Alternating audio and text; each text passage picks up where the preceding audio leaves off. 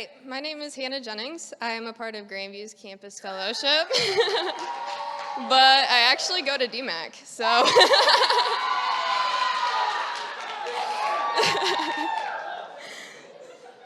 Wow, Grandview, you got a lot to live up to over here. Come on, guys. So this is the story how God changed my life. Growing up, I was a happy kid. I stayed active in sports and dance. I had big dreams of being a standout athlete, and I wanted to be the best of the best. In 7th grade, I started struggling in school, and that led to major battles with depression and anxiety. This battle with mental health continued, and I ended up struggling with severe depression and suicidal ideation all the way throughout high school. I took pride in rebelling against authority and disobeying my parents, and I held the thought that things would start to look up the closer I got to moving out of my hometown. However, in October of 2016, during the fall of my senior year, I was sexually assaulted, and with that, all of the hope that I had was crushed. I felt like there was no point in caring about anything when something was taken from me that I could never get back. I turned to alcohol, drug abuse, and sexual behavior to numb my pain. But I had decided to attend Grandview University and moved to Des Moines in August of 2017. I was blessed to have Jen Davis as my RA and actually lived on the same floor as 2 of my current housemates, Allie and Kiana. I decided to seek my identity in the party scene, still trying to numb myself with more alcohol, drugs, and sexual sin. But that year, I also lost 3 very close friends to accidents and suicide. And at that point, I had no desire to know the Lord, and I actually doubted if God was even real. I decided to leave Grandview. I moved out on my own, and I started working full-time.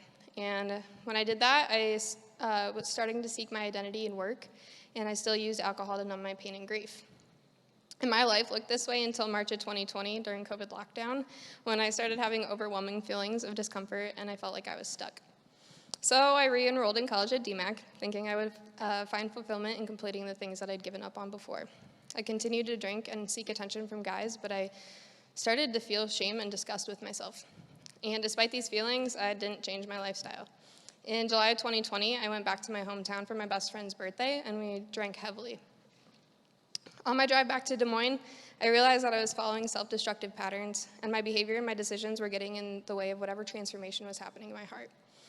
At this point, I prayed for the first time in a long time, and God revealed to me that I needed to seek him.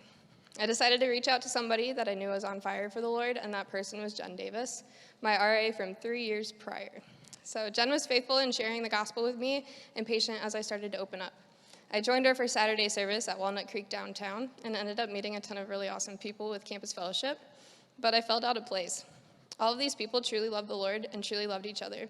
I heard the gospel clearly that Jesus died on the cross for sinners, but I believe that he died for the people that hadn't done the things that I had done or been through the things that I had been through. But because God is faithful, I felt the need to keep coming around to Campus Fellowship events. I started spending more time in community, and eventually, thanks to a lot of convincing from the lovely people of Grandview Campus Fellowship, I decided to attend Fall Conference in September of 2020. And I wasn't expecting to experience any big change in my life, but God had different plans. While there, I heard the gospel preached in the most beautiful ways, that Jesus died a sinner's death and paid our ransom so we could experience God's love and glory. I decided to take some time by myself to pray and counted the cost of following Christ. I asked God to meet me where I was, in my darkest place, work in my heart, and make it obvious. That night, on September 26th, Jacob Van Sickle gave a message that covered Romans 8, specifically verse 18. It says, "For I consider the sufferings of this present time are not worth comparing with the glory that is going to be revealed to us." He went on to say that there may be events and situations or grief and trauma or temptations and trials that we may struggle with for the rest of our lives because we live in a fallen world. However, if our faith is placed in Jesus Christ's finished work on the cross, it will all be healed when we get to eternity in heaven. This struck a place in my heart, this specific place where I asked God to work. I knew I was shackled down by my sins, and no matter how hard I fought with my own strength to break free, I was not strong enough. And that's where I saw my need for Jesus. 2 Corinthians 5:17 says, "Therefore, if anyone is in Christ, he is a new creation. The old has passed away, and see, the new has come." The person I used to be would absolutely not recognize the person I am now, and all of that glory goes to God. And in the past year, I would love to say that my life has gotten easier, but that's just not the case. I've gone through really hard trials, from a fire that burned a lot of my family's belongings to losing my grandma after her battle with cancer. I still struggle with control idols, independence, doubt, and so much more, but God's grace covers it all. Hebrews 4:14 through 16 says, "Therefore, since we have a great high priest who has passed through the heavens, Jesus, the Son of God, let us hold fast to our confession. For we do not have a high priest who is unable to sympathize with our weaknesses, but one that has been tempted in every way as we are, yet without sin.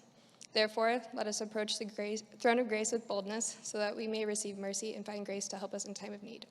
If you do not know Christ, I urge you to seek him. He will free you from your shackles, allow you to rest in him, and he is strong enough to carry your burdens."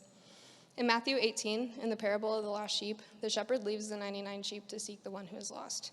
This is God's love for us. You are not too far gone for him. He searches for the lost and rejoices when they are found, no matter how far you've wandered. Thank you. Thank you.